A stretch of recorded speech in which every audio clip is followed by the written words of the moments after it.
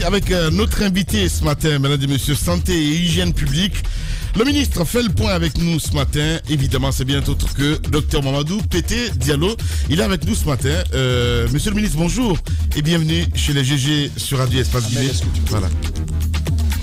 Bienvenue, bonjour. Bonjour, c'est Maha. Voilà, bienvenue. C'est Lamine Guirassi, donc... monsieur voilà. Ok. Ah, ok. Voilà. Donc, au lieu de me faire ça, vous avez Mara sur votre gauche. Mara est juste près de vous. Sur votre gauche. Bien, allez-y. Moi, je lui dis de faire comme ça.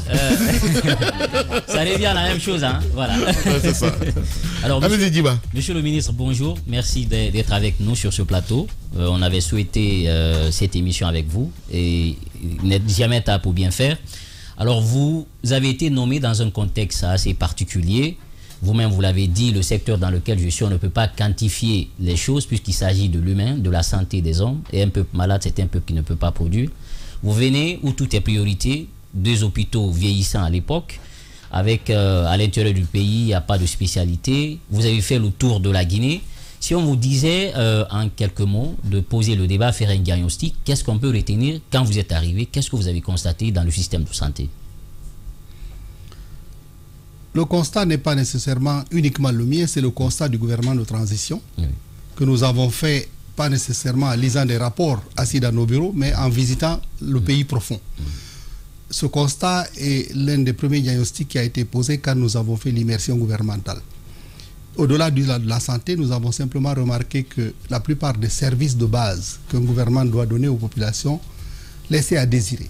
Et la décision qui a été prise, c'était de focaliser l'attention du gouvernement de transition sur des actions concrètes qui allaient commencer à changer la donne. Évidemment, la santé, vous l'avez dit au début de vos propos, ce ne sont pas nécessairement des statistiques, ce sont des vies d'hommes et de femmes.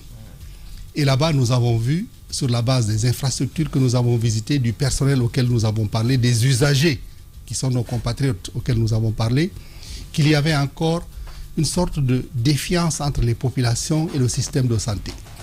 C'est pour ça que le premier objectif qui a été fixé à la santé, à l'avènement du gouvernement de transition et à ma prise de fonction au début du mois de novembre 2021, par le président de la transition, le colonel Mamadi Doumbouya, c'était de restaurer la confiance entre le peuple de Guinée et le système de santé. Vous parlez d'équipements que vous avez visités, tout ça. Vous parlez d'équipements que vous avez vu, tout ça. Mais de quel équipement vous parlez? Parce que nous, les informations que nous avons dans les hôpitaux ici, ces équipements-là appartiennent souvent aux médecins et qui les louent à l'hôpital, si on peut le dire ainsi. Eh bien, je vous laisse la paternité de votre opinion. C'est que j'ai simplement dit, quand je parlais d'équipement, je parle à la fois des infrastructures physiques que sont les hôpitaux, les centres de santé, les postes de santé, pas nécessairement des équipements en termes de tables d'opération, de tables de pansement, etc. Je parlais des infrastructures de santé. Ok. En revenant donc à la trame de ma première intervention, donc c'était ça la mission. Ça paraît grandiose, mais en fait c'est très simple. À la base du contrat moral entre le soignant et le soigné, il y a cette empathie, ce respect, cette considération. C'est sur ce socle qu'est bâti tous les soins de santé. Quelquefois, quand un de nos compatriotes arrive au centre de santé, vous pouvez le recevoir, l'écouter, le faire asseoir. Quand vous n'avez qu'un comprimé de paracétamol à donner à la fin, ça peut soulager la personne. Mais si la personne vient, vous lui manquez de respect, vous n'avez pas le temps de l'écouter, elle a déjà assez de soucis. Je rappelle à mes compatriotes, personne ne vient à l'hôpital parce que vous voulez venir. Ce n'est pas un lieu touristique. On y va parce qu'on est obligé d'y aller. On a déjà assez de problèmes et de soucis. Donc quand on y arrive, le minimum qu'on attend de ceux et celles qu'on trouve là-bas, c'est un peu d'écoute, un peu d'empathie, un peu de considération. Je pense que c'est ceci qui avait déserté notre système de santé. Ça, c'est le facteur humain, monsieur le ministre. C'est le facteur humain. Recevoir une personne, savoir lui parler, ça dépend de la formation qu'on a reçue en la matière, je suppose. Mais côté infrastructure, vous avez fait le tour de la Guinée. Quel constat vous avez fait dans certaines zones où certainement peut-être il n'y a pas de centre de santé, ou bien même s'il y en a, il n'y a pas d'équipement qu'il faut. On nous a souvent appelés à l'intérieur du pays pour nous dire, par exemple, qu'il n'y a pas de table d'accouchement dans certaines zones du pays. En termes d'infrastructure, qu'est-ce que vous avez pu constater sur le terrain? Eh bien, le constat, il faut être honnête, c'est que notre gouvernement, à travers notre pays, à travers les gouvernements successifs qui ont eu à charge à diriger les destinées de son pays, ont investi des sommes considérables dans la construction et l'équipement des formations sanitaires. Ouais. Est-ce que cela a abouti à améliorer les conditions à la fois physiques, d'équipement et de soins? Je laisse à chacun le soin de dire ce qu'il pense, mais ce que vous venez de dire là et ce n'est pas simplement vous, c'est l'information qui remonte de tous nos compatriotes. Si les investissements de l'État sont ceux-là et le résultat à l'arrivée est celui-là, il y a quelque part une information qui manque. Donc le constat que nous avons fait, c'est qu'effectivement, il fallait d'abord restaurer la dépense publique en disant si l'État investit autant d'argent, on doit avoir un impact visible en termes d'équipement et d'infrastructure, mais aussi un impact sur la qualité des prestations qui sont offertes. Ouais. C'est à ce chantier que nous nous sommes attaqués. Les grandes gueules. Est-ce que vous faites pas, si tu permets, Jacques, est-ce que vous faites pas usage d'un langage diplomatique, monsieur le ministre, en nous plaçant un constat plus ou moins amer de l'ancien régime, en nous disant que beaucoup de sommes ont été investies? On sait que sous Alpha Condé, le budget de la santé avait été un peu rehaussé, si j'ai bonne mémoire, et que cet argent-là n'est pas allé à destination. La question de Mme Yoro est claire. Quel constat physique avez-vous fait sur le terrain? Eh bien, c'est ce constat que je dis. Évidemment, si vous pensez que... Mais vous le dites un peu en langage sous-jacent. Si les grandes gueules. D'une certaine façon... On aurait voulu que vous soyez plus cru. On est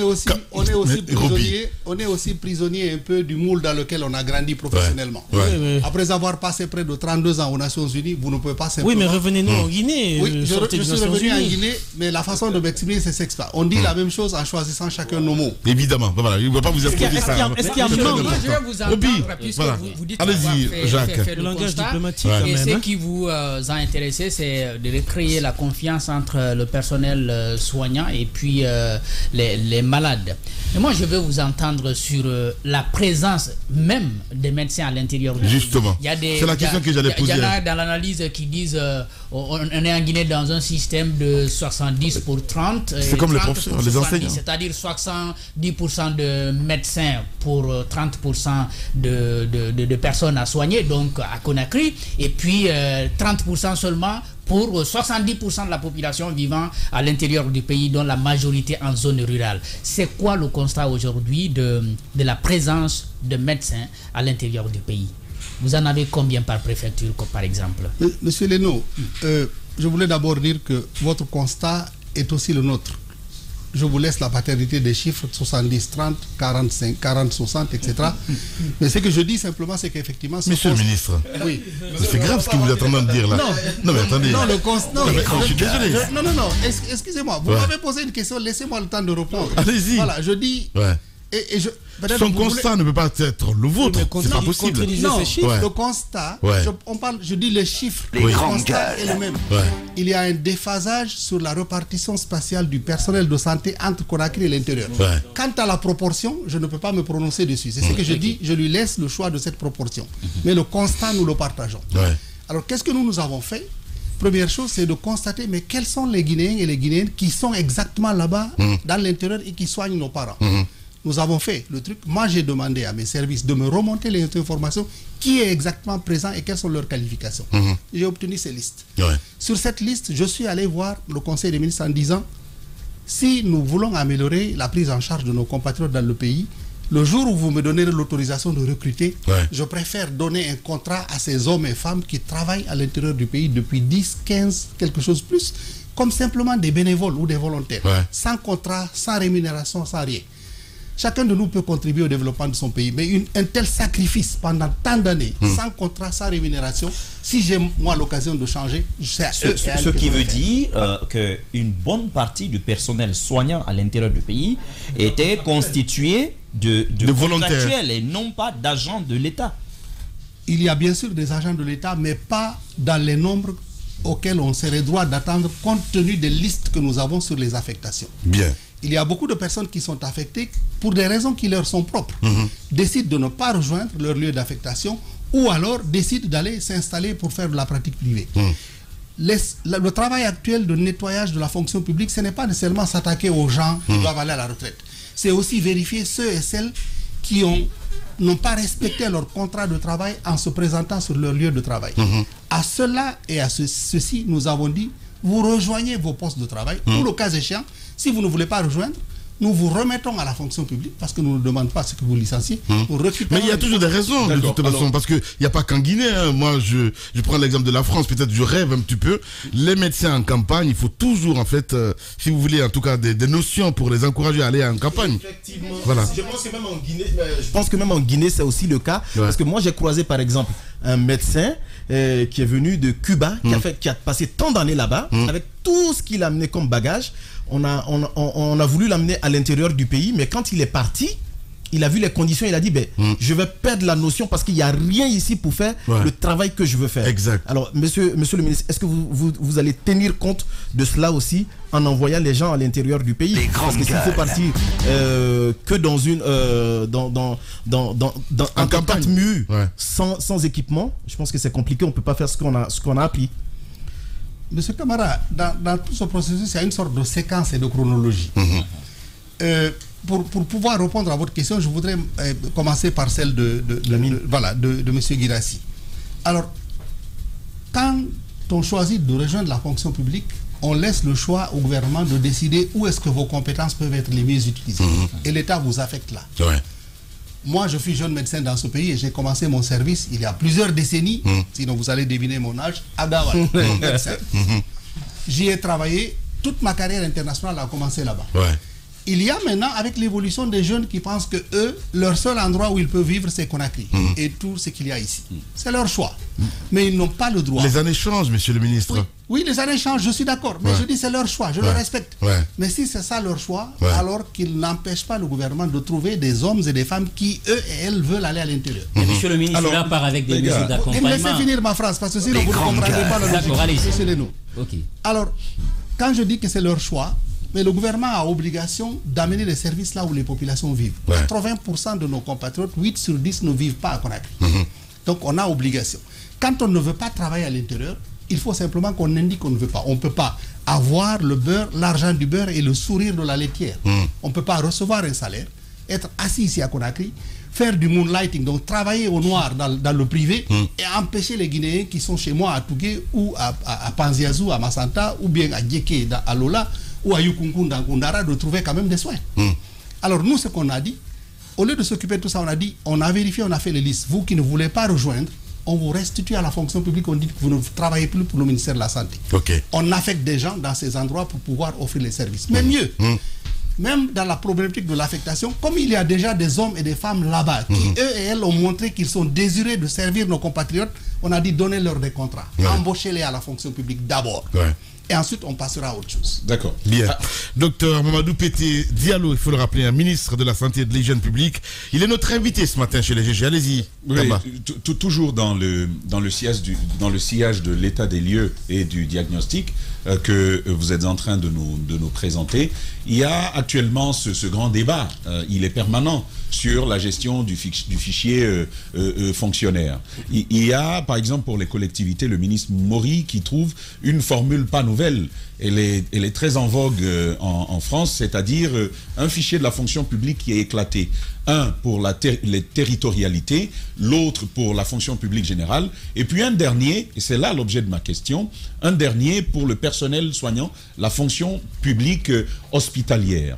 Est-ce que aujourd'hui c'est une perspective que vous envisagez dans la gestion du personnel pour endiguer tout ce désordre que vous êtes en train d'évoquer? C'est ma première question. La deuxième question, pour boucler la question du diagnostic, le professeur Alpha Condé a parlé de Ebola et de Covid-19 comme une opportunité pour le système sanitaire en République de Guinée. Est-ce qu'à votre arrivée, en regardant ce qui a été avant Ebola et ce qu'est le système aujourd'hui, est-ce qu'on peut dire que le système de santé guinéen en a été rehaussé tel que le prétendait le professeur Alpha Condé? Réponse simple et laconique à votre première question, oui. Il y a dans notre système des discussions entre le ministère de la Santé et le ministère de l'Administration du territoire de la décentralisation sur le rôle des collectivités locales dans l'accompagnement des actions de développement, en particulier santé et éducation, au niveau communautaire. Nous avons discuté, nous avons une catégorie de personnel qui n'est pas du personnel de santé, mais qui sont des animateurs communautaires que nous on appelle dans notre jargon les RECO, les relais communautaires. les collectivités locales ont la possibilité, dans le cadre de leurs compétences déléguées, de pouvoir prendre en charge ce personnel. Ces discussions sont en cours. Dans les régions de Kankan et de Kindia et de la Baie, nous avons commencé cette action avec la Banque mondiale qui a accepté de recruter, de former et de déployer ce personnel pour une période limitée à charge pour le gouvernement de les reprendre. Discussion en cours entre moi-même et mon collègue, le ministre Mori Kondé, pour voir comment cela se faire, mais dans le cadre des compétences des collectivités. Ah d'accord, donc là il ne s'agit pas d'une fonction publique telle qu'elle existe en France, typiquement hospitalière, mais est-ce que c'est une perspective en vue pour votre département? Eh bien, quand je descends d'un palier, je viens à ce que vous appelez la fonction publique hospitalière. Ça, ce sont des professionnels de santé qui sont formés avec des diplômes à la clé. Okay. Jusqu'à présent, ils sont recrutés par la fonction publique et mis à la disposition du ministère de la Santé. Ouais. Cela n'arrête pas la discussion en cours sur le fait que s'il y a des ressources autres que le budget national qui peut aider à les prendre en charge en communautarisant ces fonctions, pourquoi pas? Ceci n'existe pas pour le moment. Troisième et dernier volet de votre question, c'est celui du statut des personnels de santé et ça rejoint la question de mon voisin de droite. J'ai trouvé ici, en Guinée, je ne l'ai pas faite, ni le gouvernement dans lequel je suis, une loi sur le statut particulier du personnel de santé. J'ai ressorti cette loi et j'ai dit, est-ce que j'ai besoin de présenter des textes d'application à l'Assemblée? Ils ont dit non, c'est déjà voté. Ce qu'on te demande, c'est de voir dans quelle mesure, comme pour les magistrats, on peut créer, pas nécessairement une fonction spéciale pour les agents de santé, mais un système de motivation lié un peu au déploiement et aux conditions et à la dureté des conditions de vie pour essayer de les fixer à l'intérieur. Je ne vous cache pas que c'est un combat qui est difficile parce que dès qu'on ouvre la brèche, tout le monde va essayer de s'engouffrer. Mais ça vaut la peine. Nous sommes en discussion. Si jamais cela voyait le jour, alors nous aurions l'arme dont on a besoin pour montrer à nos compatriotes que vous pouvez servir à l'intérieur et que des conditions minimales de vie et de travail peuvent être créées pour vous y accompagner. Bien. On parle de 4 hôpitaux régionaux. C'est très important. Par rapport au financement, sur l'opportunité du système de santé. Eh bien, très bien. Je parle des épidémies. Eh bien, effectivement, je voulais reporter à ça, M. Tamba, et peut-être j'ai été d'une certaine façon un bénéficiaire de ce processus. J'ai dit dans plusieurs de mes interventions dans Guinée, nous avons énormément souffert. Il y a beaucoup de cris de larmes, que les épidémies récurrentes de maladies hémorragiques, à fièvre hémorragique nous ont faites dans ce pays, en particulier Ebola. Mais dans la vie, il n'y a pas de mauvaises expériences. Il n'y a que les mauvaises leçons qu'on tire des expériences. Ebola, dans la douleur, dans la peine, nous a permis quand même de développer actuellement en Afrique, avec la République démocratique du Congo, les 2 meilleures compétences africaines dans la lutte contre les fièvres hémorragiques. Quand moi j'étais au Congo, comme représentant spécial adjoint et chef adjoint de la mission des Nations Unies au Congo, j'étais le coordinateur des actions humanitaires des Nations Unies, avec un budget d'1 milliard par an. J'ai eu 3 épidémies d'Ebola quand j'étais responsable. À chaque fois, ce sont les techniciens et les spécialistes guinéens que j'ai appelés pour aider leurs frères congolais à faire ce travail.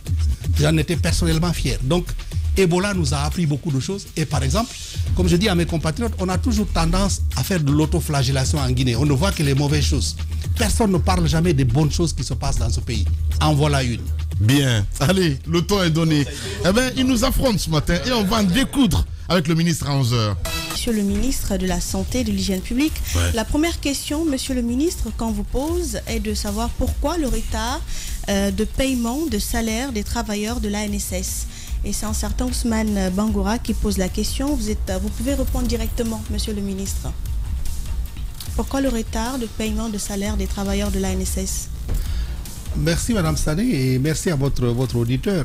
De retard de paiement, il n'y en a pas. Il y a des délais de paiement dans la mesure où l'ANSS est une entité publique autonome. Donc elle gère elle-même son budget qui n'est pas sous le contrôle du ministère de la Santé. C'est une EPA qui est sous le giron du ministère de la Santé, mais elle gère elle-même son budget et elle prend ses décisions en matière de choix de financement. Il s'est trouvé que dans la transition entre ce qui se passait avec l'équipe qui a quitté à l'avènement du 5 septembre et l'équipe qui est arrivée, il y a beaucoup plus de rigueur de la part du pool financier, le ministère de l'économie et des finances et le ministère du budget sur le contrôle de la qualité de la dépense publique. L'ANSS, l'Agence nationale de sécurité sanitaire et les autres EPA subissent le même truc. Si avant il y avait peut-être quelques facilités pour pouvoir approuver les paiements, il y a beaucoup plus de rigueur et peut-être c'est cette rigueur qui se fait sentir comme étant des retards de paiement. Mais je tranquillise votre téléspectateur, votre auditeur en disant que tout est en règle et les paiements continuent. D'accord. La deuxième question demande quelle sera la suite pour les médecins qui ont aidé à maîtriser le Covid-19. Eh bien, une suite tout à fait logique. Certains parmi eux continuent toujours de travailler à la NSS comme des contractuels. Certains parmi eux qui avaient complété le programme de formation en épidémiologie que nous appelons le programme de formation en épidémiologie de terrain. La plupart, nous les avons choisis et nous les avons nommés comme directeurs préfectoraux de la santé. Certains sont aussi choisis pour devenir les responsables de la lutte contre la maladie au niveau des directions préfectorales et des directions régionales de la santé. Et les autres, nous sommes en train de regarder, pas seulement eux et elles qui étaient à la NSS, mais l'ensemble de tous nos jeunes médecins qui ont été formés pendant toutes ces années et qui ne sont pas encore recrutés à la fonction publique. Une fois que le nettoyage du fichier est fini, nous allons soumettre leur liste pour pouvoir compétir pour les postes qui seront disponibles pour le ministre de la Santé pour intégrer la fonction publique en tant que jeune médecin. D'accord. La troisième question dit ceci: l'homologation des produits pharmaceutiques de spécialité est-elle prévue? L'homologation pour tous les produits pharmaceutiques, pas uniquement de spécialité. D'accord. Je rappelle à votre auditeur que les spécialités médicales ici en Guinée, en termes de les spécialités pharmaceutiques ne représentent peut-être que 5 ou 10% de la consommation locale.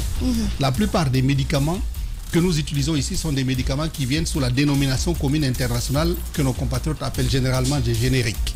C'est le même médicament. La seule différence, c'est que la spécialité se trouve dans un paquet beaucoup plus joli et simplement pour ce paquet, vous payez 10 fois plus cher.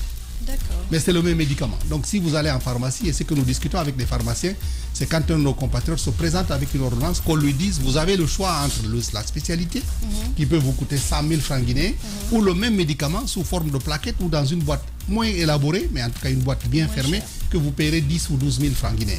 Le choix doit leur être offert, mais c'est le même médicament. Bien. Et l'avant-dernière question, Monsieur le ministre, dit quelles dispositions sont ou doivent être prises pour maîtriser les prix dans les pharmacies vu que les non-agréés ont été finalement fermés? Eh bien, il y a deux sujets dans votre question. L'abrogation des sociétés la fermeture des sociétés non agréées obéit à une logique d'assainissement du marché du médicament. Pour vos auditeurs, il est important de rappeler que cet effort n'est pas nécessairement fait pour s'opposer au business ou au gagne-pain de certains Guinéens. C'est simplement de créer des conditions pour que le médicament redevienne une activité des professionnels. Ce n'est pas simplement parce qu'on a un capital, on a une boutique à Madina qu'on peut vendre des médicaments. On peut très bien vendre du riz ou des cacahuètes. Mais le médicament doit être vendu par des professionnels. Alors, nous sommes en discussion avec les spécialistes. Suite à la fermeture, il y a deux actions qui ont été prises pour rationaliser le prix du médicament. D'abord, nous avons approvisionné toutes les structures de santé. Si vous-même aujourd'hui, Madame Sané, votre époux, votre voisine, l'enfant de votre voisin a besoin de médicaments, votre premier choix, c'est d'aller au poste de santé à côté de chez vous, où il y a tous ces médicaments, évidemment pas dans des paquets extraordinaires, mais sous la forme générique. Vous pouvez acheter directement. Quand vous avez besoin d'une plaquette de paracétamol, vous n'avez pas besoin de payer la consultation. Vous prenez le médicament et vous partez. Quand vous voyez votre médecin privé, il vous donne une ordonnance, vous allez au centre de santé ou à l'hôpital, vous pouvez aussi présenter l'ordonnance, acheter le médicament et partir. Quand le pharmacien qui est à côté de vous, qui travaille, nous leur avons aussi donné l'autorisation pour améliorer la disponibilité des médicaments, de pouvoir aller à la pharmacie centrale de Guinée, d'acheter les médicaments au même prix que moi, le ministre de la Santé, je paye pour approvisionner mes centres de santé. Ensuite, de mettre une petite marge et de vendre aux Guinéens. Tout ceci, c'est pour rendre le médicament disponible. Maintenant, pour le prix, nous venons de réinstituer la commission des prix. Dans ce pays, il existe une loi qui fixe le prix des produits sur la base du prix de réception au port de Conakry, le prix d'importation, les taxes et douanes qui sont imposées sur le produit, les transports, et ensuite la vente aux officines et la marge des pharmaciens qui sont dans les officines. Est-ce que c'est respecté? Non. Donc nous essayons de faire respecter cette loi et ça va entrer en vigueur à partir du 1er janvier. Bien. Alors nous terminons par cette autre question, Monsieur le ministre. Quelles mesures prises pour outiller les centres de santé, mais aussi inspecter leur système de fonctionnement pour le traitement des patients? Plusieurs mesures. La première chose, c'est la responsabilisation de ceux qui ont en charge la gestion de ces centres. Nous avons, dans le cadre de la réforme du système de santé, nous avons changé, c'est trop dire, nous avons amélioré les compétences et le profil des personnes qui sont responsables des centres de santé. Nous avons pris la décision, en conformité avec le gouvernement de transition et avec le soutien du président de la transition, de rajeunir les cadres. là où nous avons la possibilité, nous avons nommé de jeunes médecins. Et je dois avouer, ce que j'ai vu sur le terrain, c'est qu'ils travaillent très bien. Eux comprennent un peu la nécessité de reformer le système de santé et de reconstruire la confiance avec la population. Mais au-delà, nous améliorons aussi les équipements et nous multiplions le nombre de postes de santé. Évidemment, aucun compatriote ne doit pouvoir parcourir 50 ou 100 km pour trouver un centre de santé. Ce n'est pas nécessaire. Oui. Il faut en construire. Cette année, nous avons lancé la construction de 15 centres de santé dans tout le pays. L'année prochaine, nous en ferons... 15 centres de santé dans tout le pays. Chère madame, la plus grande marche de 1000 km commence par un pas. Nous avons commencé là, c'est ça que nous avions, mais l'année prochaine, nous planifions d'en faire 20 ou 30 sur la base du budget et successivement. L'essentiel, c'est d'impulser le mouvement pour que même à la fin de la transition, le gouvernement qui va nous succéder va, sur la base de la carte sanitaire du pays, s'assurer que toutes les populations vivent à une distance raisonnable d'une structure de santé. Bien, c'était tout.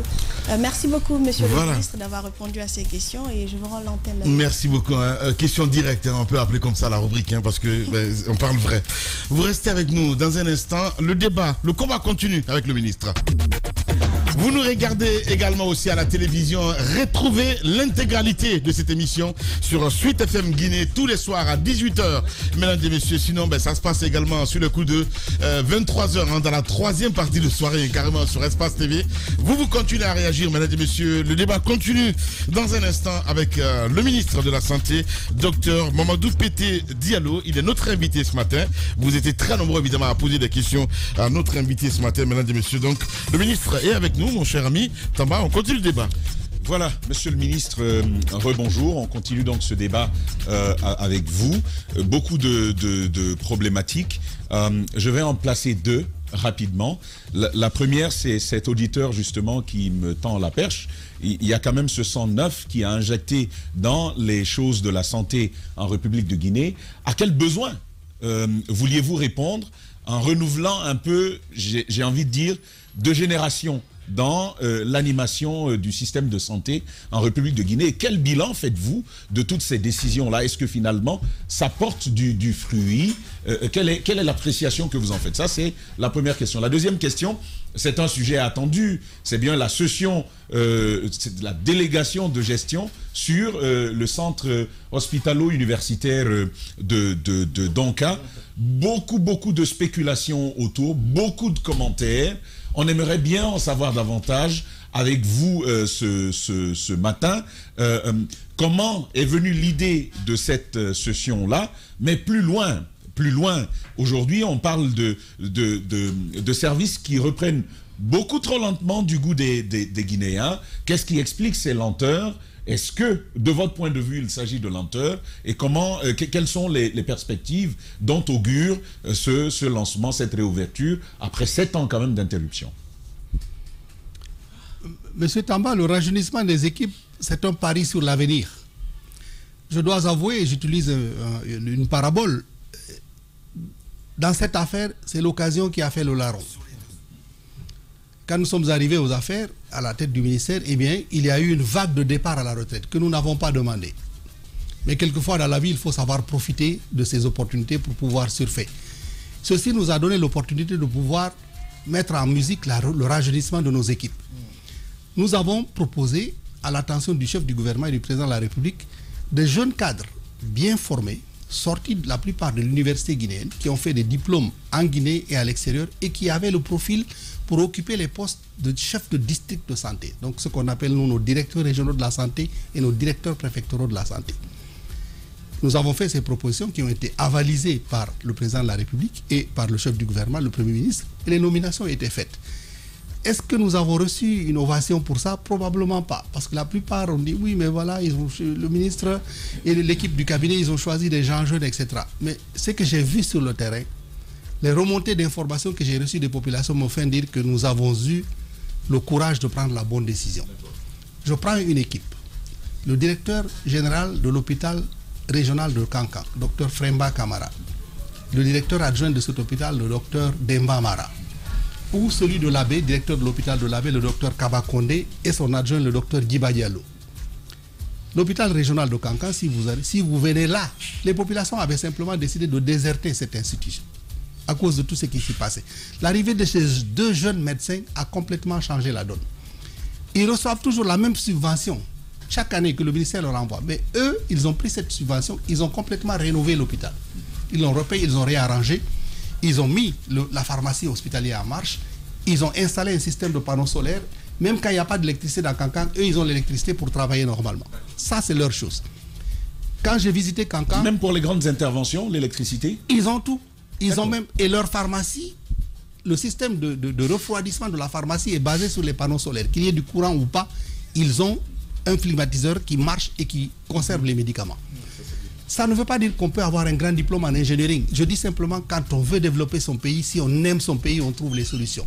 Cette équipe, cette jeune équipe, sur laquelle tous les religieux de Kankan et les leaders de Kankan, chaque fois que je dis, ils ont dit, mon fils, que Dieu te bénisse et qu'il bénisse ces deux jeunes-là. Quand j'ai choisi ces deux jeunes, la réaction que j'ai eue de mon propre cabinet, c'est qu'il était trop jeune. Mais quand vous voulez que des gens apprennent des responsabilités, si vous ne leur confiez pas de responsabilités, ils ne pourront jamais apprendre. Les grandes gueules. Voilà un exemple type. J'en suis fier. Et dans toutes les équipes que j'ai vues, c'est la même motivation. Alors je me suis dit, on a choisi des gens qui croient que la transition va marcher, qui croient que notre pays va avancer. Et ça, c'est le fondement même de la refondation. Si vous ne croyez pas à la refondation, vous n'avez rien à faire. Bien. Le ministre de la Santé avec nous ce matin, notre invité. Allez-y, Madame Hiro. Voilà. La deuxième question, allez-y. Il y avait une question sur Donka, oui. Eh bien, très bien. La bien nommée. L'hôpital Donka. Eh bien, deux choses que vous devez savoir. Je le répète souvent, à force d'apparaître comme un discréé. Ce travail est le fruit des efforts successifs de gouvernements qui se sont succédés à la tête de cet État. Pas uniquement le gouvernement de transition. Nous sommes arrivés au moment où presque l'ensemble du travail avait été fait par nos prédécesseurs, lointains et immédiats, qui ont investi dans cette infrastructure. Nous sommes arrivés, il se trouvait que ce projet était là depuis 7 années.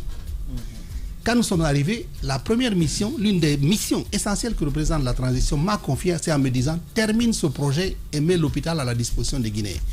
Pour vos auditeurs, il est important de rappeler que l'hôpital Donka est la plus grande institution hospitalière de Guinée. Elle a 631 lits et elle a vocation de soins, de formation, de recherche et d'encadrement comme centre hospitalier universitaire. On ne peut pas, dans un pays qui fonctionne normalement, fermer une institution comme ça pendant 7 ans. C'est pourtant le cas. Il n'y a pas de blâme à partager. Mais nous avons pris conscience de ça et moi j'ai reçu mandat et instruction du président de finir le travail.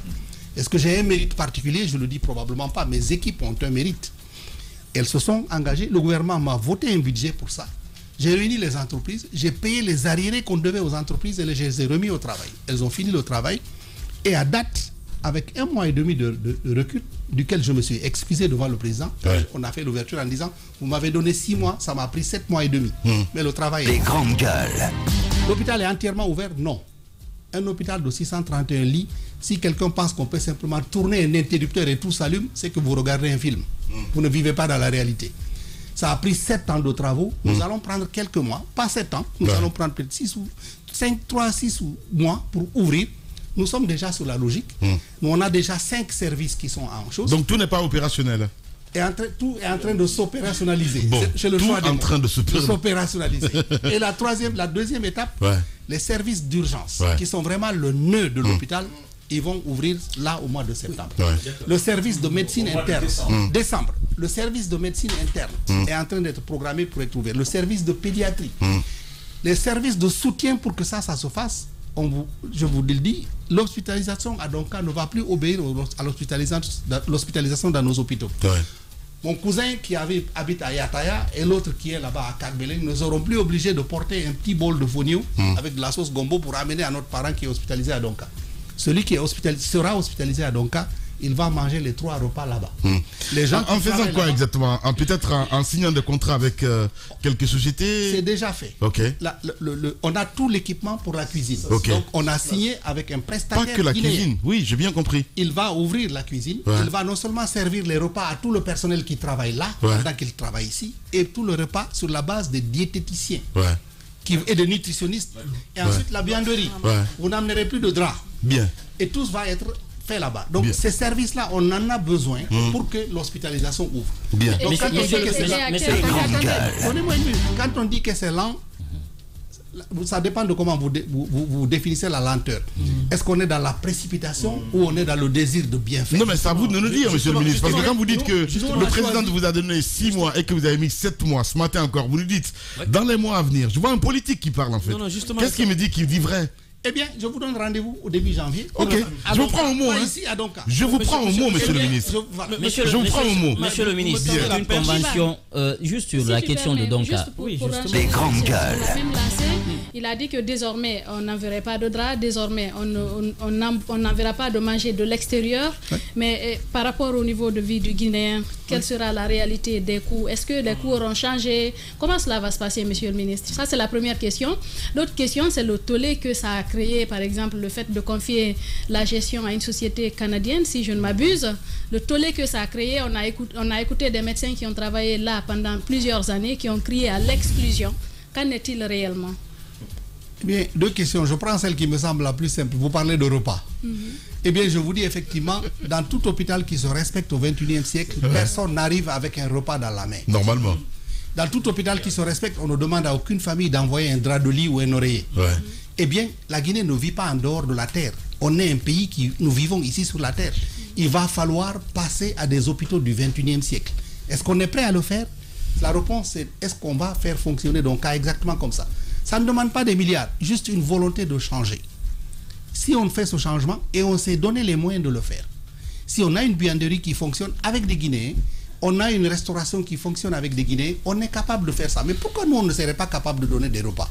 Dites-moi pourquoi. Bien. Alors, monsieur le ministre, mais la question qu'elle joint à celle-là, c'est le coût. Est-ce que ça change dans le coût des traitements? Très bien, j'y arrive. Alors, bien sûr, ça va changer dans le coût des traitements. Mais le calcul des coûts à Donka est fait sur la base du fait que Donka n'est pas un hôpital privé. C'est un hôpital public. Avec une obligation de service public. Ce n'est pas une institution qui doit faire des bénéfices. Donc, les coûts seront calculés en tenant compte du pouvoir d'achat moyen des Guinéens. Ok. Avec des subventions ou pas du tout de l'État? Il y a déjà des subventions de l'État. Non, mais je pose la question. Il y a déjà des subventions, mais il y a eu des subventions depuis 64 ans.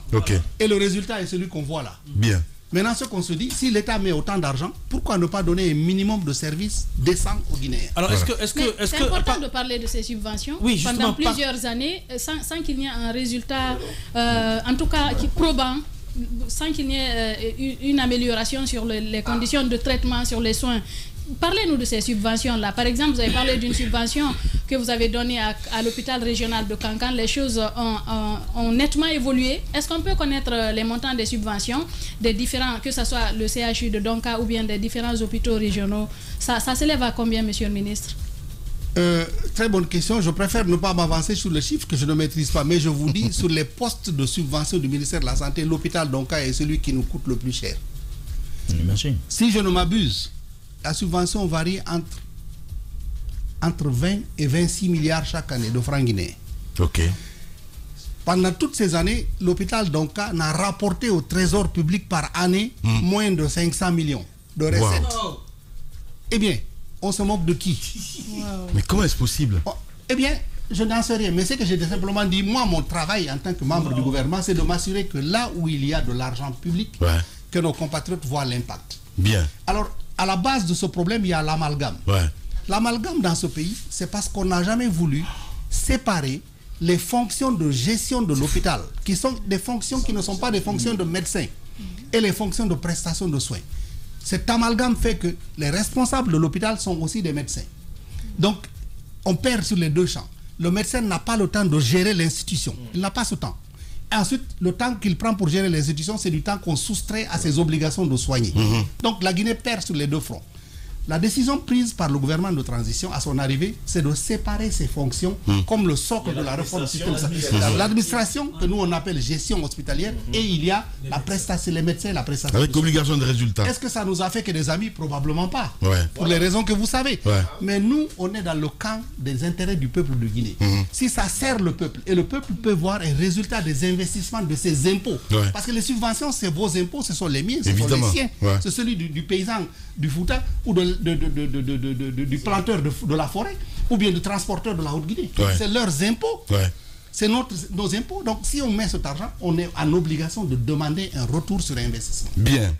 Le ministre, docteur Mamadou Pété Diallo, allez-y, madame, parce que... La deuxième question sur le fait que la structure soit gérée par une société canadienne dans laquelle il y a un jeune Guinéen. J'ai mené des investigations dans ce sens. Ça crée un mouvement au sein de l'hôpital. Nous avons eu plusieurs manifestations, des médecins qui ont travaillé, qui se sont dit être exclus. Qu'est-ce qui s'est réellement passé? Eh bien, tout à fait simple. Pour pouvoir déconstruire un peu cette concession et tout ça, dans le langage administratif, ça s'appelle gestion déléguée concession de gestion déléguée de services publics. Ça existe en Guinée. La Société des eaux de Guinée, la SEG, telle que quand elle existait, l'électricité de Guinée et d'autres sociétés ont connu cet arrangement-là où l'État décide souverainement de confier à une entité non étatique, elle peut être privée ou semi-publique, etc., pour une période déterminée de gérer un service public avec un transfert de compétences. Cette décision, je dois le dire, nous n'en avons pas l'apanage. Quand je dis nous, le gouvernement de transition. Le gouvernement qui nous a précédés aux affaires avait décidé à l'inception de ce projet et au vu des montants énormes de l'investissement, en disant dès le début, il faut prévoir une concession de gestion parce que cet hôpital rénové ne doit pas être remis dans les mains des mêmes médecins qui étaient là. Eh bien, nous, on a trouvé le processus déjà avancé, on n'a fait que le finaliser. Qu'est-ce que nous avons à Donka? Nous essayons maintenant de montrer ce que je vous disais avant. On fait la dichotomie entre ceux qui sont chargés de gérer l'hôpital, qui sont responsables devant nous de l'utilisation des ressources de l'hôpital, de la comptabilité et de la transparence dans les décisions de dépenses, et les médecins dont le rôle c'est de soigner, d'enseigner, d'encadrer et de faire de la recherche. C'est ce qu'on a mis en place ici. Est-ce que ça fait seulement des gens satisfaits? Probablement pas, et vous en avez vu. Mais je dis, ils se trompent de combat. Cette réforme n'est pas faite contre un Guinéen ou un groupe de Guinéens. Elle est faite pour tous les Guinéens. Et si aujourd'hui vous allez à l'hôpital Donka, je vous y invite, quand vous voyez la qualité de l'accueil, l'organisation des services, les consultations, les prix que vous payez, tous les actes de l'hôpital sont tarifés et affichés. Quelqu'un ne peut pas venir vous dire que s'il veut vous faire une radio, parce que le montant est là-bas, vous pouvez le lire. Et vous ne donnez pas de l'argent à quelqu'un. Personne ne peut vous tirer de côté pour dire, bon, écoute, ça c'était pour l'hôpital, maintenant pour nous, la donne 100 000. Ça n'existe plus. Bien. On paye tout dans la même caisse et à la fin du mois, on fait le compte de tout ce qu'on a gagné et on paye les prix pour tout le monde, du médecin-chef jusqu'à celui qui nettoie les toilettes. Bien. Allez-y, mon cher Mohamed Mara. On comprend donc pourquoi tant de bruit, 26 milliards quand même de subventions annuelles. Oui, cela peut bien négliger des aptis. Moi, j'ai 3 petites questions. Commencer par la gestion des dossiers médicaux. Une des difficultés qu'on a, je ne sais pas si quelques-uns ont eu ce problème ici, parfois même quand vous devez voyager, pour voyager, pour avoir vos dossiers médicaux, c'est très compliqué. Et même quand vous quittez là-bas à l'abbé pour Conakry, vous venez parfois avec tout un carton de paperasse pour vos dossiers. Cela ne se fait plus ailleurs. Qu'est-ce qui est envisagé aujourd'hui pour avoir un système intégré au moins de traitement justement des données personnelles sur le plan de la santé? Et puis, il y a la question des hôpitaux régionaux. On sait qu'il y a un projet de construction au moins de 4 hôpitaux régionaux. Quel est aujourd'hui l'état d'avancement justement de ces projets? Et est-ce que le mode de gestion sera calqué sur celui de Donka auquel on est en train d'assister aujourd'hui? C'est la deuxième question. Et puis la troisième, c'est sur l'Institut national de santé infantile, INSEE. Donc, nous avons remarqué que l'hôpital est totalement rénové, mais l'INSEE, qui doit accueillir les enfants de ce pays, qui est donc un institut vraiment de référence, lui n'a pas bénéficié de ces entretiens-là. Où est-ce qu'on en est donc quant au projet donc de rénovation de l'INSEE? Monsieur Barra, je suis en train d'essayer de reprendre mon souffle sur le mitraillage de vos 3 questions. Je commence par le dossier du patient. Alors, ce que je peux en dire, et je reviens toujours à ce que je disais tantôt à M. Guirassi, à vous aussi je donne rendez-vous à Donka. Je ne souhaite pas que vous soyez malade ou bien qu'un des vôtres soit malade. Mais si jamais ça arrivait... Au mois de janvier, M. Mohamed Mara. C'est dans un mois. Lui, il peut venir cette semaine parce que ce dont je parle, c'est déjà là. Ok.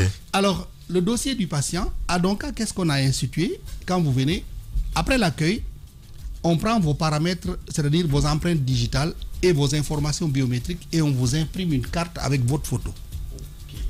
Comme cela se fait partout ailleurs. Cette carte, vous pouvez la garder pendant 25 ans, si vous ne l'abîmez pas. Si vous l'abîmez, on peut la remplacer. Le jour où vous venez vouloir la remplacer, on ne fait que ressortir votre numéro de carte, on met le numéro et la machine réimprime votre carte. Mais sinon, vous pouvez la garder. Alors, dans cette carte, désormais, tous les diagnostics que vos médecins ont posés en vous examinant, ça va être dedans. Parce que les médecins vont devoir saisir ça à l'ordinateur. Les examens, la radiologie, les examens de laboratoire, l'imagerie, toutes les interprétations qui auront été faites vont être dans cette carte. Tous les traitements qu'on vous aura prescrits vont être dedans. Toutes les hospitalisations dont vous avez été l'objet à l'intérieur de l'hôpital Donka vont être là-bas avec les traitements que vous aurez reçus. Donc c'est une sorte de dossier digitalisé patient avec lequel vous pouvez vous promener. On a décidé de commencer ça à Donka pour amener simplement les hôpitaux guinéens à fonctionner comme des structures du XXIe siècle. Parce que partout ailleurs, ni de chez vous, à Gekedou, chez moi à Tougué, chez M. Girassi, je suppose que certainement quelque part là-bas vers le nord, Bokeh, vous n'êtes plus obligé de voyager et de payer 20 kilos de bagages supplémentaires avec des papiers. Une zone riche mais très délaissée. Hein? Bien.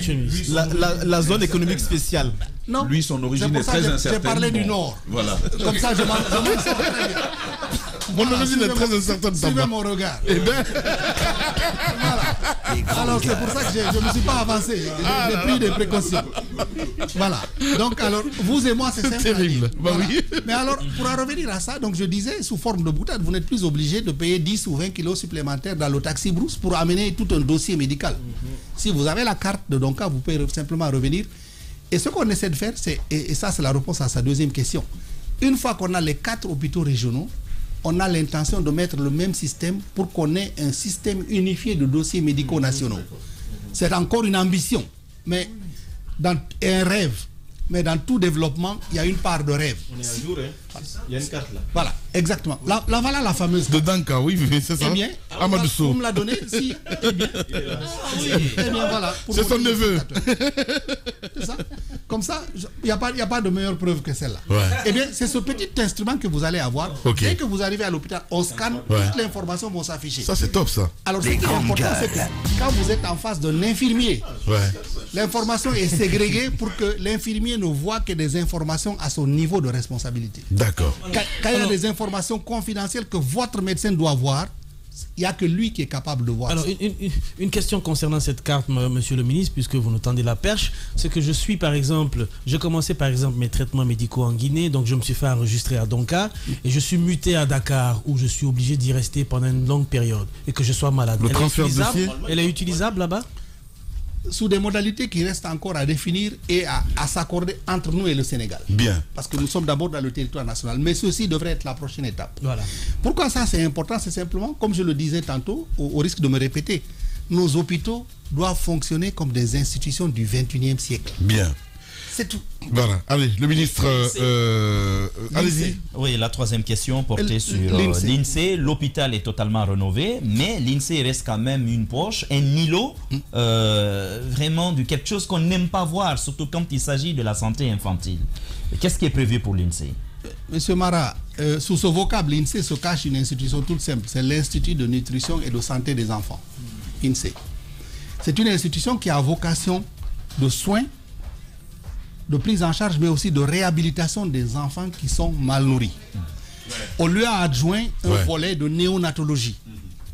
Quand l'hôpital Donka a commencé à être rénové, il se trouvait qu'il y avait aussi dans les caisses et dans les pipelines de l'État un projet négocié avec nos partenaires italiens qui avaient financé spécifiquement cette institution. Le financement est encore là et c'est en train d'être exécuté. Il se trouve que ce financement, le mode de décaissement et la rapidité du décaissement est beaucoup plus en retard et en déphasage par rapport à celui de Donka. Donc les deux projets ont évolué en parallèle. Ce n'était pas ma décision. Moi, je n'étais pas là. Je suis au ministère il y a 1 an. je ne pose pas de blâme, je dis d'ailleurs, c'est très bien que l'équipe précédente a trouvé ce financement. Mais le résultat des courses, c'est que nous avons 2 institutions à 2 niveaux différents et à 2 vitesses. L'hôpital Donka est fini, lui, il est en mouvement. Mais une institution essentielle de l'hôpital, elle n'est pas finie parce qu'elle obéit à notre financement. Quand je suis arrivé, j'ai demandé à ce qu'on me briefe, on m'a briefé. Alors la question que j'ai posée, si nous n'avons pas de possibilité d'accélérer le mouvement, est-ce que je peux réorienter ce financement italien vers d'autres projets et moi reprendre cette institution sous mon budget national pour finir? Parce que je ne veux pas avoir 2 institutions à double vitesse dans le même parc. Ceci est en discussion. Si jamais le gouvernement m'autorise, je vais moi reprendre l'INSEE, je vais faire une contractualisation au niveau national, payer de mon budget que je contrôle et finaliser le travail. Ceci ne veut pas dire que le travail n'est pas en train d'être fait, mais il est trop lent à mon goût et au goût des Guinéens. Il va falloir trouver une solution. Bien. Alors, on va parler financement justement maintenant. Monsieur le ministre, ces hôpitaux régionaux, on veut connaître un peu le mode de financement. Comment vous comptez engranger tout cela? Comment le mode de financement va se faire concernant la construction des hôpitaux régionaux? Oui. Et l'autre question, c'est sur les centres hémodialyse, parce qu'on a constaté que ceux qui sont à l'intérieur étaient obligés de venir à Conakry suivre leur traitement. Qu'est-ce qui vous a amené à cette initiative? 8 centres d'hémodialyse dans les 8 régions administratives de la Guinée. Est-ce qu'à date, on peut dire que les travaux vont commencer sous peu? Et la troisième question, évidemment, c'est sur les pharmacies par terre. Tout récemment, il y a des containers qui ont été, du côté du port autonome, qui ont été saisis. Et à date, on est où avec ce dossier-là? Parce qu'il faut rappeler que pour le Sénégal, pour 14 millions d'habitants, c'est 4 grossistes. La Côte d'Ivoire, c'est 5. La Guinée, on était autour de 105. On est aujourd'hui revenu à 10. Et aujourd'hui, qu'est-ce qui est en train d'être fait pour ces dossiers qui sont au niveau de vos départements? Si vous permettez, puisqu'on a parlé de nouveau-nés, pour ne pas qu'on ait à revenir, je ne sais pas si vous êtes au courant de cette rupture de vaccins, c'est le BCG. On a fait beaucoup de reportages là-dessus, on est parti notamment dans les centres de santé. Il y a beaucoup de nouveau-nés ces derniers temps qui ne prennent pas ce vaccin-là parce que justement on nous a dit qu'il y a rupture. Est-ce que vous êtes au courant? Comment cela peut-il s'expliquer, monsieur le ministre? Monsieur Guirassi, apparemment votre équipe, il tire en salve. J'ai jamais reçu une question simple ici, c'est toujours 2 ou 3. Donc il faut que je m'habitue un peu au rythme auquel il tire. Allez-y. Alors, je commence peut-être par la question de madame rapidement en disant effectivement, il y a eu effectivement cette rupture parce qu'il y a eu des délais de transport. Les vaccins BCG, ce ne sont pas des vaccins qui sont fabriqués, qui sont stockés par nos fournisseurs. C'est quand ils reçoivent une commande, un début de paiement, qu'ils fabriquent et qu'ils nous livrent. À notre niveau, nous avons réglé ça et pendant que je vous parle, il y a juste quelques jours, nous avons retiré à la fois de l'aéroport et du port de Conakry les conteneurs de vaccins qui sont déjà arrivés et qui sont en train d'être distribués. Nous avons appris une leçon à travers cet incident. C'est que notre pipeline de vaccins, on doit pouvoir travailler dessus à la fois en amont, c'est-à-dire le dialogue entre nous et nos fournisseurs pour nous donner un peu de marge, mais aussi notre capacité de distribution. Je pense qu'il y a eu des manquements à plusieurs niveaux. Nous les avons identifiés, nous les avons corrigés. Mais je rassure nos mamans, nos épouses, nos sœurs, nos voisines et leurs enfants que ceci est un incident que nous avons noté. Nous ne faisons pas de langue de bois. Oui, il y a eu rupture, mais nous avons pris les dispositions pour corriger ça. Mais à l'avenir, ce n'est pas seulement le BCG, mais tous les vaccins qui sont les vaccins quand on dit de routine, les gens pensent que ce n'est pas important. Mais les vaccins essentiels du programme de vaccination auquel tout enfant guinéen a droit, ces vaccins-là font désormais l'objet d'un cofinancement, une partie du budget de notre gouvernement et une partie du financement de nos partenaires. Les 2 branches-là mises ensemble nous assurent un financement régulier qui nous permettra d'avoir les vaccins. Et je rassure les mamans qu'elles peuvent déjà, dès cette semaine, aller se présenter dans les centres et elles trouveront les vaccins. D'accord. Alors je reviens aux questions de M. Leno, à sa salve Milimono, à sa salve de 3 questions. Les hôpitaux régionaux. Alors, ceci aussi, je dois vous avouer, je n'en ai pas la paternité, ni le gouvernement dans lequel je suis. C'est un projet que nous avons trouvé dans le pipeline. Okay. Et comme je le dis souvent en rigolant, ça fait partie des trucs que j'ai trouvés dans la corbeille des cadeaux du marié quand j'ai pris le ministère de la Santé. Et j'ai repris donc ce projet qui avait déjà fait l'objet d'un financement de nos partenaires français pour faire toutes les études de base et la production du plan et de l'offre technique sur ce projet et d'une proposition d'offre commerciale. Quand moi je suis arrivé, les instructions que j'ai reçues de mon chef de gouvernement et du président de la transition, c'est de reprendre ce dossier et de le finaliser. C'est ce que j'ai fait. J'ai effectué 2 missions en France avec mes équipes. Nous avons eu des discussions et on a vu qu'est-ce qu'ils nous proposaient. La seule innovation que moi j'ai apportée et dont je revendique la paternité, nos partenaires français proposaient de construire et d'équiper 4 hôpitaux qu'ils allaient nous donner sur des financements qu'eux-mêmes allaient fournir, sans notre contribution nationale. Moi, j'ai trouvé que c'était une très bonne chose, mais j'ai dit, je ne souhaite pas en tant que ministre de la Santé que vous nous donniez 4 ouvrages de génie civil. N'importe quel bâtiment avec des équipements... Ça cache des pièges? Non, pas nécessairement. Non, monsieur le ministre. Pas nécessairement.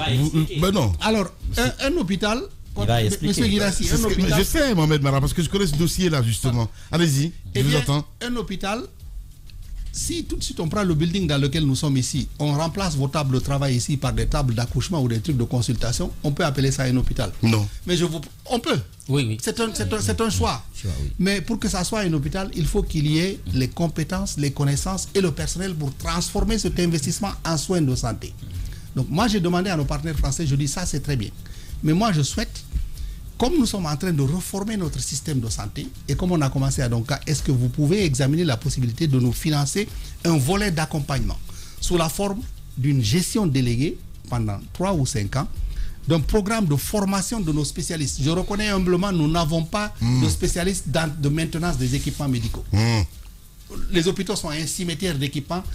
On a poussé un bouton, ça s'est grillé, personne ne sait réparer, et c'est là-bas et on vient me demander d'en acheter.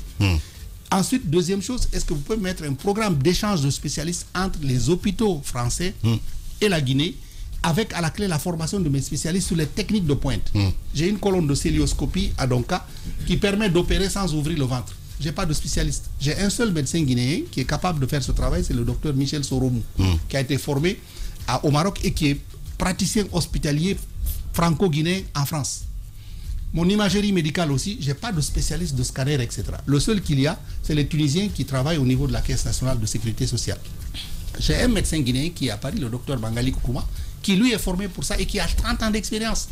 Je l'ai rencontré, il peut venir travailler. Donc j'ai dit aux Français, mettez-moi un programme pour qu'on échange et que vous me formiez mes équipes. Et à l'issue de 3 ou 5 ans, vous me restituez l'hôpital avec des équipes guinéennes déjà formées pour la gestion et la prestation de soins.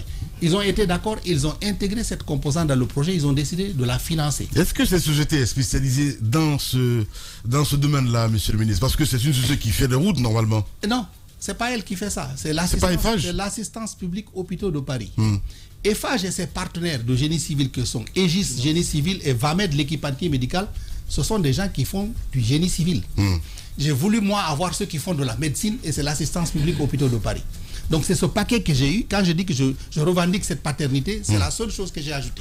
Sinon tout le reste avait été fait par l'équipe antérieure et moi je n'ai fait que finaliser. Ce financement, et M. Milimono pour en conclure, c'est un financement du gouvernement français, dont une partie, 35%, est un financement direct du Trésor sous forme de subvention ou de dons, et une partie de 10% que le gouvernement guinéen s'est engagé dans mon budget à contribuer, donc ce qui fait une part de 45% de financement public, et enfin 55% du financement, c'est à travers la Banque publique d'investissement française qu'on appelle BPI. Donc, la totalité du financement est un financement public à des conditions concessionnelles. C'est ça qu'on va avoir pour les 4 hôpitaux. Maintenant, les centres d'hémodialyse et les pharmacies par terre dont on...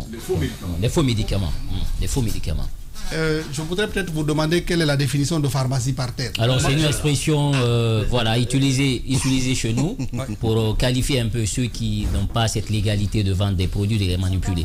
Pharmaciennes, donc on les appelait les pharmacies par terre ou les pharmacies à la sauvette. Merci M. Milimono, j'apprends quelque chose de nouveau et je vous en remercie. Merci. Alors pour en revenir donc à ces fameuses pharmacies par terre, en fait ce n'est pas ça le problème. Le problème c'est la problématique du médicament. Vous l'avez dit tantôt, chez nos voisins, nous avons 3 sociétés publiques, 3 sociétés qui sont chargées de l'importation et de la distribution des médicaments.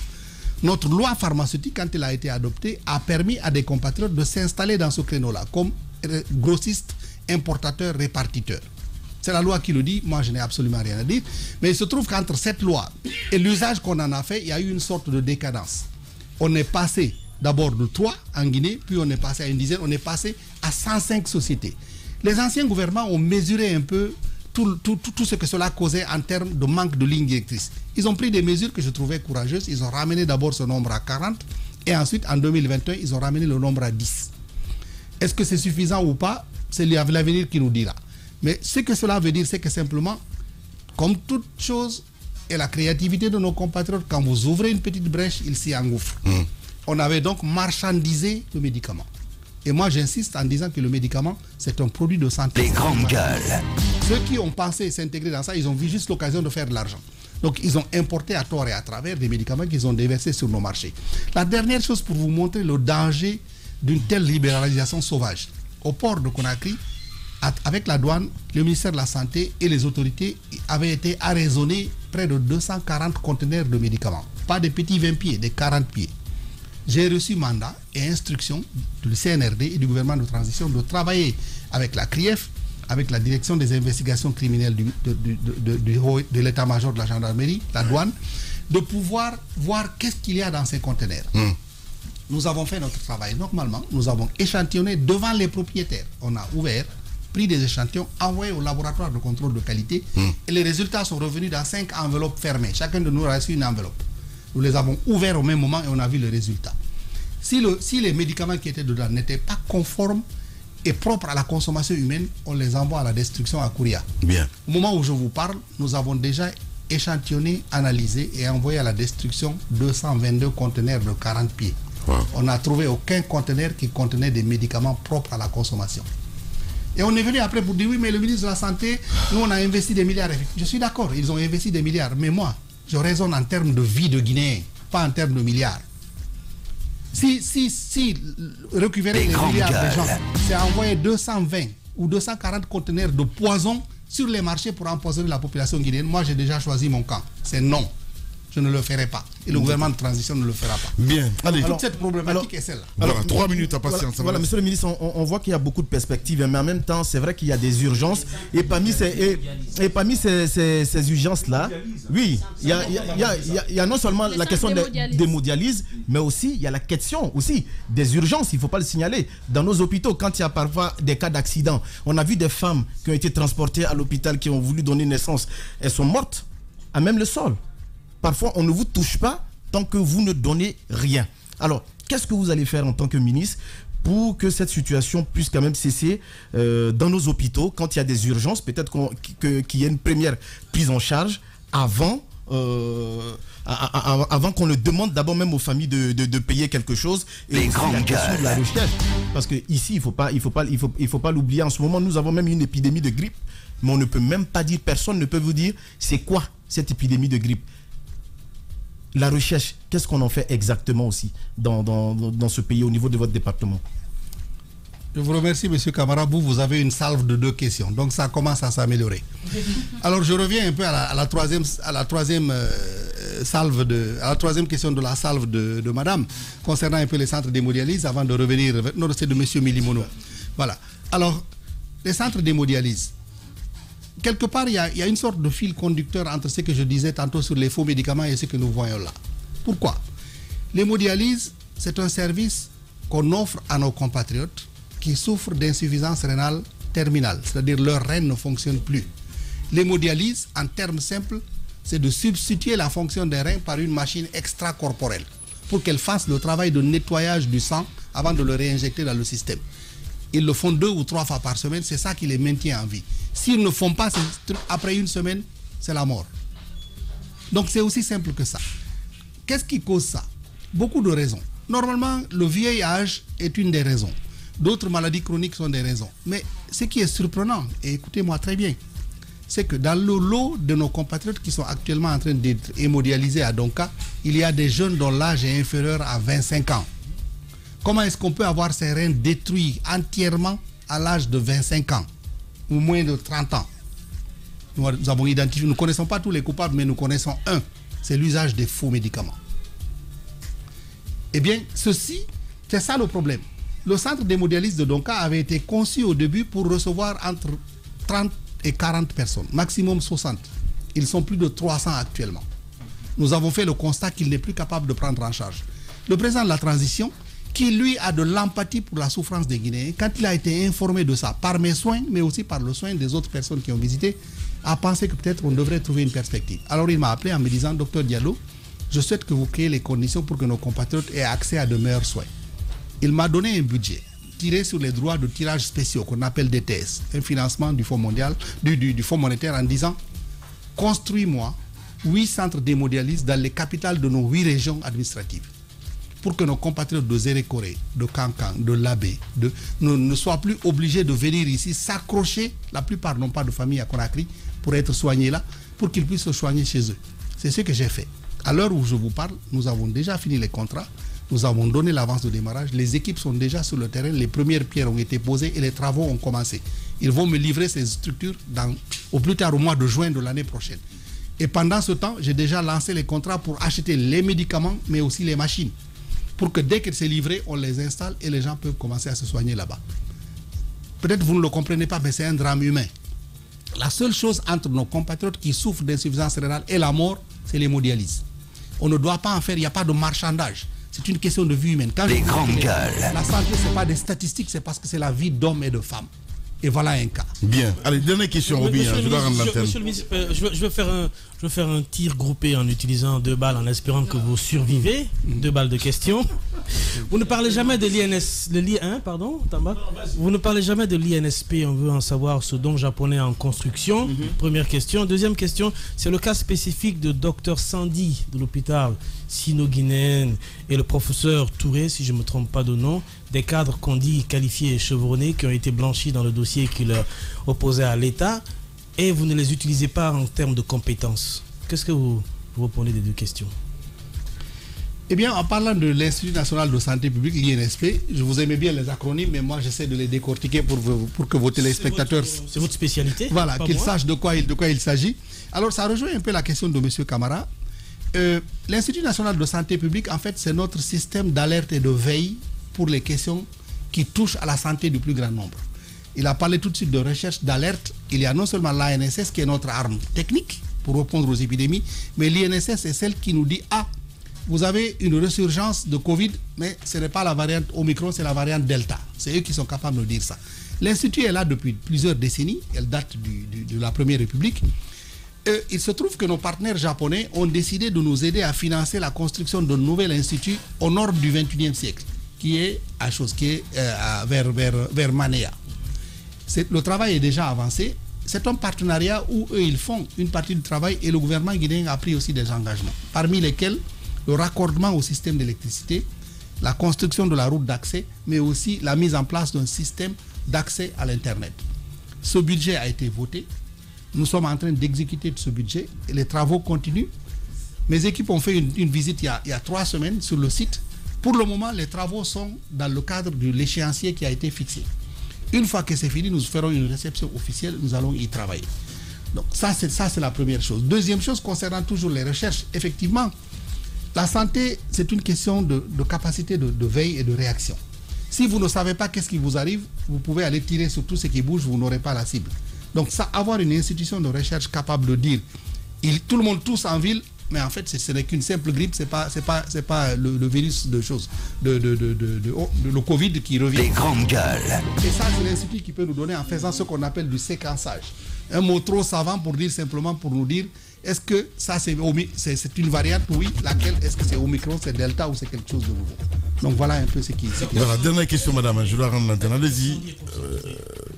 Docteur Sandy et professeur Touré. Merci beaucoup, monsieur. C'est monsieur Roby. Voilà, ok. Monsieur Robert Sarah. Ok. Alors, sur cette question, je vous demande vraiment votre indulgence pour la raison bien simple que je ne dispose pas des informations pour dire oui, je réponds oui ou non.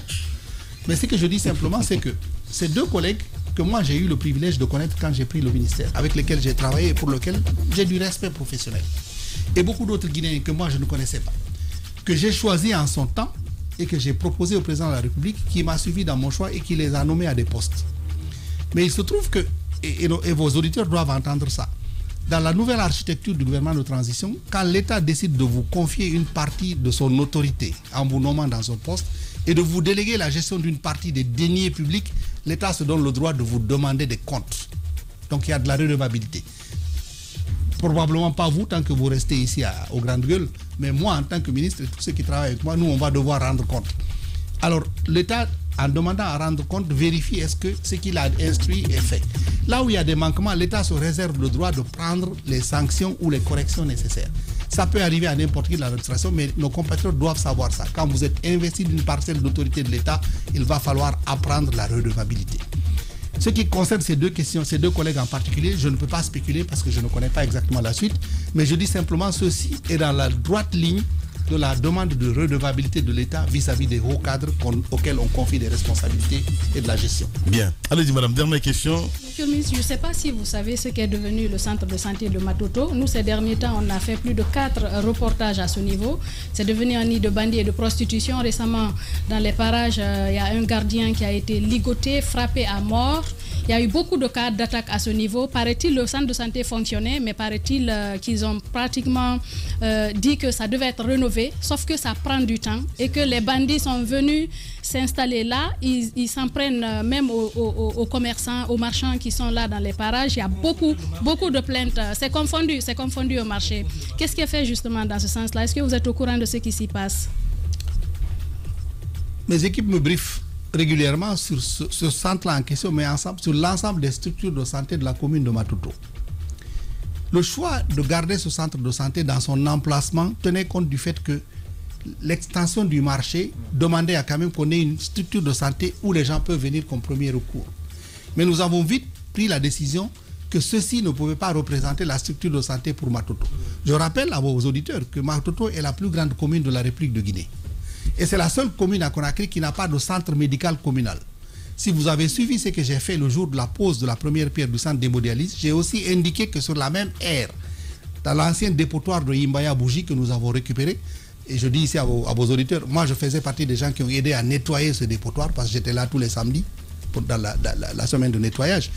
Cette aire va accueillir désormais un centre d'hémodialyse, mais aussi une structure de santé du genre centre médical communal, comme les autres communes, pour pouvoir soigner. En attendant le centre de santé de choses, nous avons demandé la taille du marché et les besoins là-bas. On ne peut plus avoir une structure à un niveau. Nous avons discuté avec notre partenaire qui est l'UNOPS, l'Office des Nations Unies pour les projets, en disant qu'il faut construire en hauteur parce qu'on n'a pas assez d'espace. C'est dans cette optique qu'on est pour essayer d'enlever cette structure et de construire en hauteur. Bien. Évidemment, quand vous laissez une structure comme ça qui est libre, un espace, c'est ouvert à toutes les choses. Mais nous avons pris les dispositions pour être sûr que nous payons des services de gardiennage qui va sécuriser le site pendant que les travaux se mettent en place. Merci beaucoup en tout cas, monsieur le ministre, d'être passé nous voir ce matin dans cette émission des GG.